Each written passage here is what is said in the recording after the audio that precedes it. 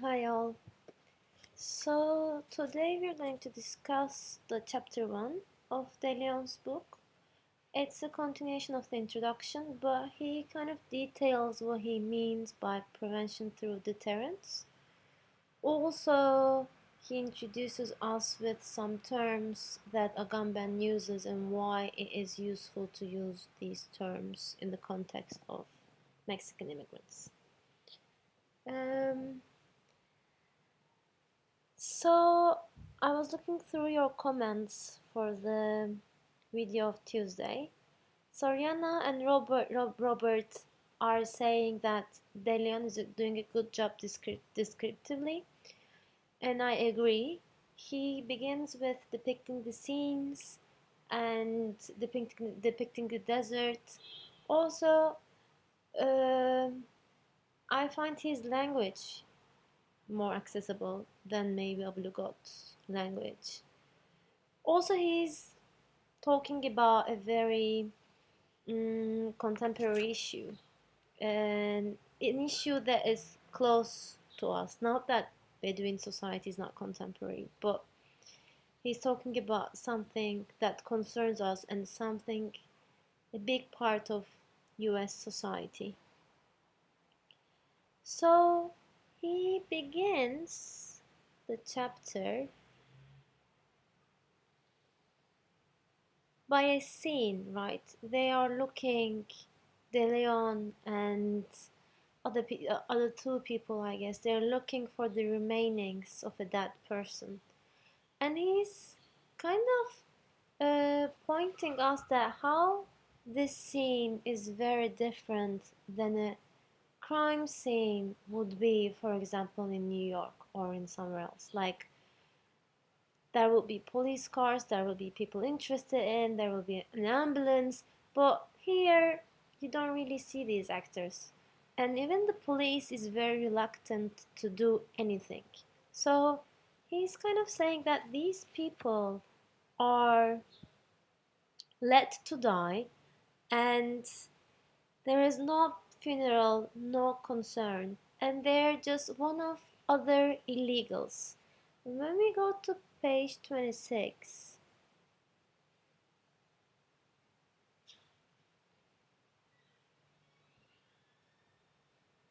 he says under the photo,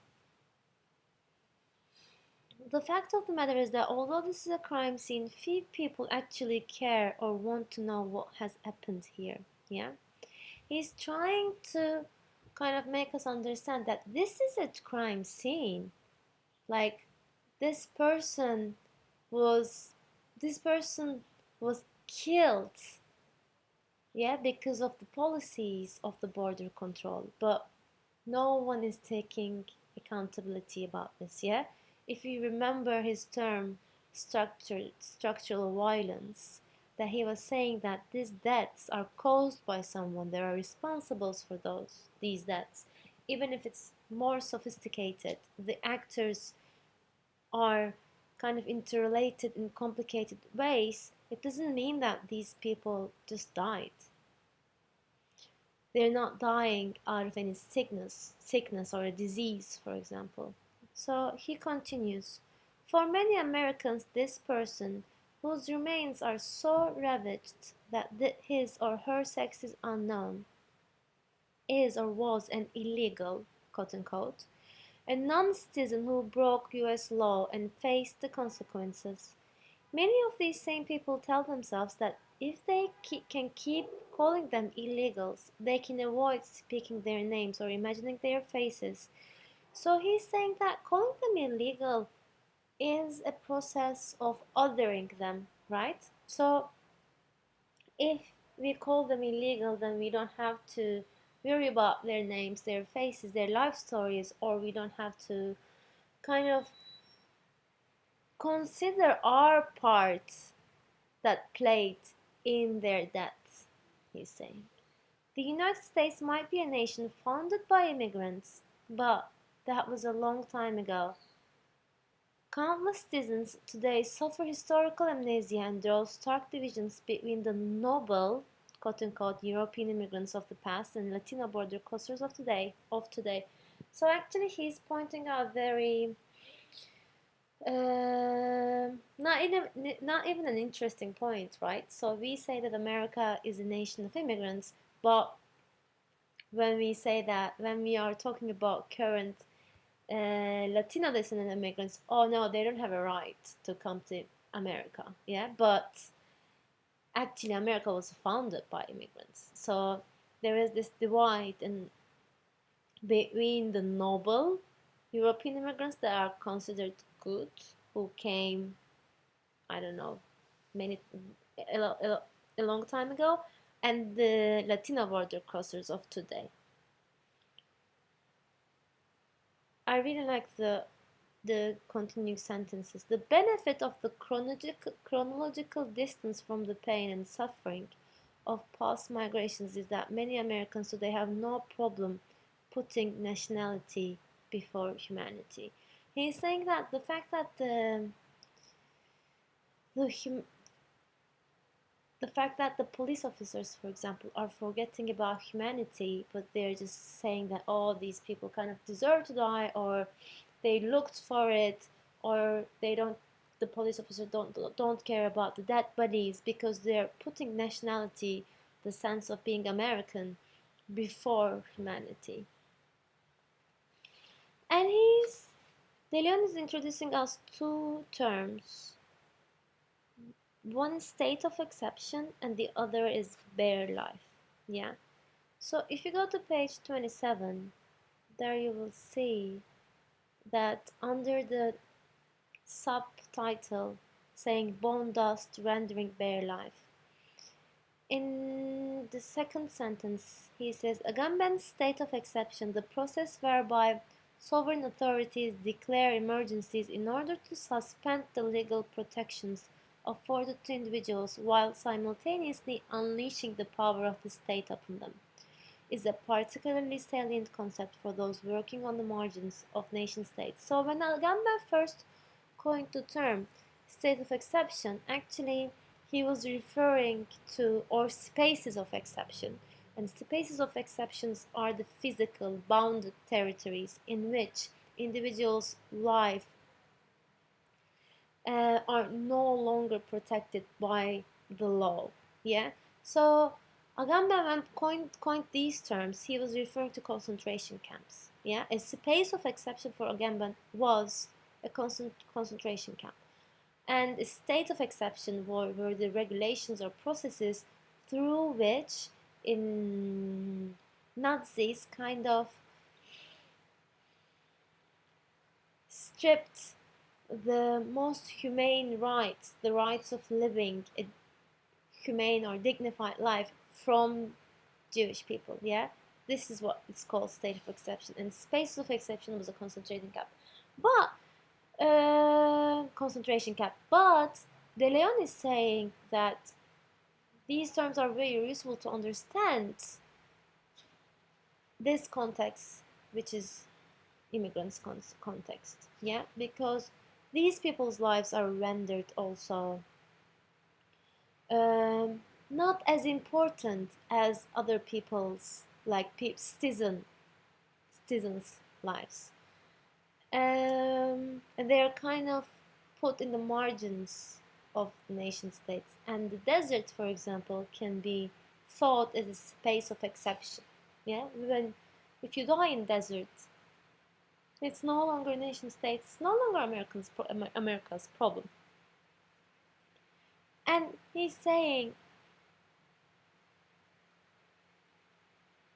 in the first paragraph on page 28, he begins saying Roxana Dot has pointed out that the US-Mexico border forms an exemplary space of exception where those seeking to enter the country without permission are often reduced to bare life. And bare life means individuals whose deaths are of little consequences by border policies that do not recognize the rights of unauthorized migrants. I think that's why the crime scene is not treated as a usual crime scene, because these people's lives are rendered as bare life, Dylan argues. And he's saying prevention through deterrence has a very important impact on rendering people's lives as bare lives. Yeah, he's saying that before 1993, which is the implementation of prevention through deterrence, it to kind of uh, convince immigrants not to enter the States again, the way that the police officers were using was to detain the immigrants, yeah? And they were saying, like, and they were telling them, if you want to just return to Mexico, then we're just gonna release you and we won't make you go through the judge. But in 1993, officials also, I think he was talking about a police officer, they think that this is not enough to convince immigrants not to come again, not to cross the border again. So they're saying, if we make city centers or points that are easier to cross from the desert, like more uh, full, full with polices or more protection or more security and control in those areas, then people will decide not to come because they have to go through other more difficult paths and other more difficult sites. Also, De Leon was saying, like, out of sight, out of, what was he saying? What was that word? Yeah, I don't remember it now. But he was saying something like, if it's outside, then it's not important. If you're not seeing them, then it's okay that they can do, it can happen anything to them, kind of. So, and De Leon is saying this was a very crucial step or a very violent step, prevention through deterrence, because actually it didn't make immigrants not to cross border, but it made immigrants to take greater risks. Yeah.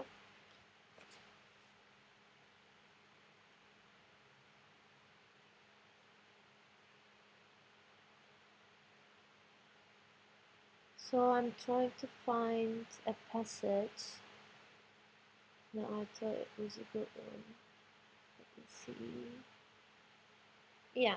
So on page 34, the first paragraph, he says, although no public record explicitly states that a goal of PDT is to kill border crossers in an attempt to deter other would-be migrants, the connection between death and this policy has been highlighted by both academics and various federal agencies charged with evaluating border patrol programs.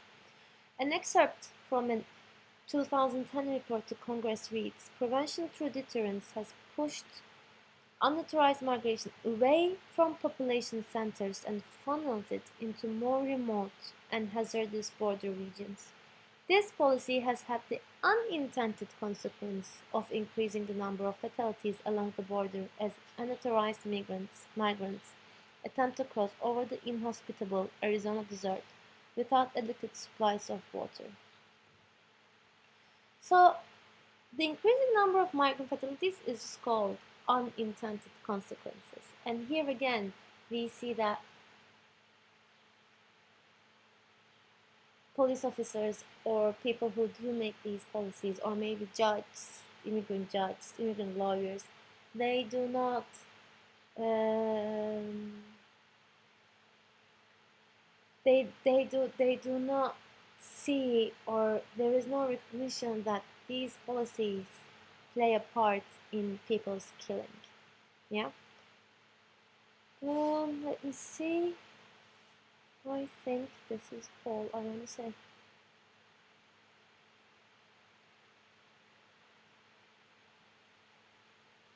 So I'm gonna send you the slides for today.